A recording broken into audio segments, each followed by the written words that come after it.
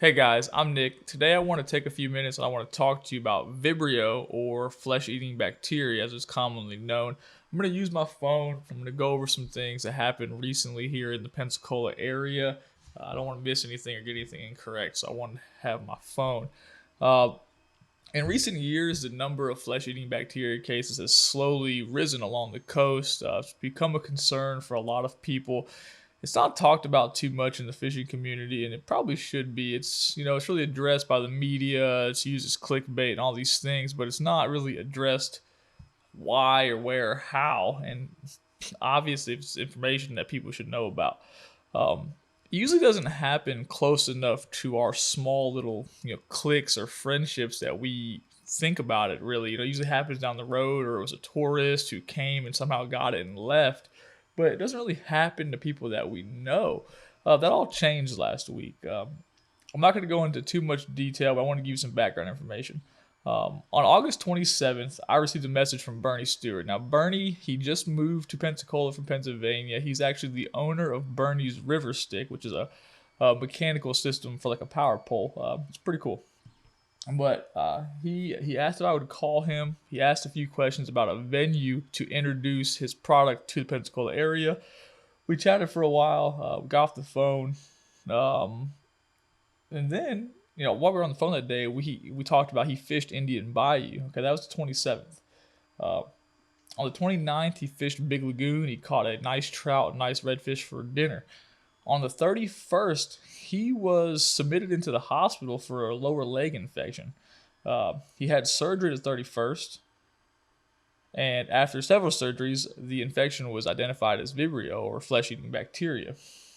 As of this morning, September 3rd, he is on his fourth surgery at Sacred Heart. Now, his fiance, Miss Logan, says the Sacred Heart's been awesome. He's gone in for several surgeries. They've been very, very thorough.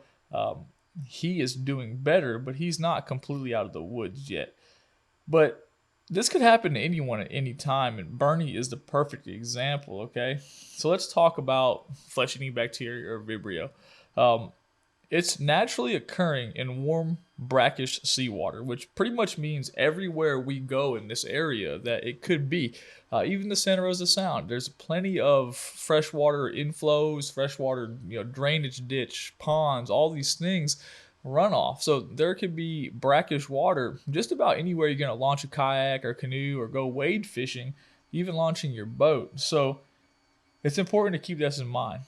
Um, Knowing that it could be anywhere, anytime throughout the summer, there's some information out there that says the bacteria burrows its way into the skin through pre-existing wounds, which could be cuts, abrasions, or anything.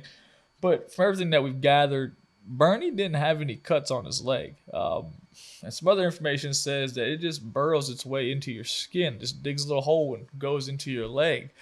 That's pretty concerning. So if you do have any cuts or abrasions, you need to pay attention to where you're launching the kayak, the boat, or where you're going wade fishing. Maybe even wear waders. I know it's hot, but is it worth risking the fact that you could get an infection in your lower leg and run into serious problems? Because Bernie's doing a little bit better, but he isn't completely out of the woods yet. Now, obviously, everyone has been, very thoughtful and on top of it, and it's great to see he's doing better. It's awesome that Miss Logan has been updating everyone. I've been monitoring it since the beginning because it's been a concern of mine for several years, and it bothers me. It could happen to anyone. It happened to a person who just moved here, hadn't lived here very long, hadn't fished here very many times. And I know a lot of guys like myself who spend a lot of time in that water. I spend a lot of time in ankle to knee deep water every day launching kayaks and landing the kayaks. And the possibility of it happening is just, it's increasing by the day, and it's kind of terrifying, actually. So, uh, you just go over some things. You're looking at a 2-day period from when he fished to the first surgery. So, obviously, it's very fast. It spread fast. It grows fast, which is bad. Uh, I just want you guys to think about it before you launch your kayaks. If you are launching, say, the boat ramp at Indian Bayou. Now, he may have got it there. He may have got it at Big Lagoon. He may have got it somewhere else. But those are two very different fisheries. The Indian Bayou launch actually has a ditch that flows down the side of the road right into the canal. That is your fresh water. The whole creek system is fed by a creek. It's fresh water, high tide, it's brackish. Low tide, it's probably still pretty brackish. Big lagoon, I imagine he fished the Johnson's Beach area. Looking at the photos, you still have runoff there as well. It could have happened either place. Obviously, it's more likely that it happened in Indian Bayou just because that water is warmer, it's tannic, it absorbs the heat, it absorbs the sun, it gets hotter. Keep those things in mind when you're launching your kayaks. That's one of the reasons that in the past few years, I try to stay offshore in the summertime as much as possible and fish as little as possible in the bay system. So the water quality doesn't seem as good as it used to be, and these cases are becoming more and more common. So, we don't want to draw too much attention to Bernie himself. Bernie, it seems like he's just the bad luck that it happened to, but that is the first case that I know of locally that in the kayak community, and it's terrible that we say what happens to in the kayak community, but you don't realize how close it is or how easily any of us could be affected until it does happen.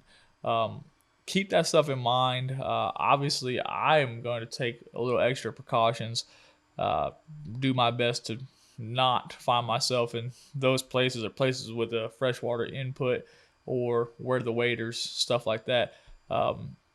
We haven't had any problems, but going forward, who knows? We had 2 cases this week. Let's hope for the best. Obviously, we wish the best to Bernie and his family. It's pretty terrifying. We wanted to bring it up. I talked to Miss Logan. The idea was to make sure you guys are aware of the situation, know that it can happen to anyone. Obviously, it's not been on the news. It's not going to be on the news. And just keep your guys' eye out. That's it. Keep your eyes out. Make smart decisions. If you're going to launch in bad places, maybe get some knee-high boots, something where you're not going to get wet. Try to get in the kayak without getting wet, which is not always possible at low tide. So boots or waders is probably the best option. If you guys have any questions, feel free to shoot me an email at nick@navarrekayakfishing.com. I was going to post some photos, but I didn't want to show you guys anything too graphic or impede on Bernie's privacy. I appreciate them allowing us to talk about it. But if you have any questions, you can just shoot me an email or give me a call. I will do my best to answer them. I appreciate you guys watching. I hope you have a good day.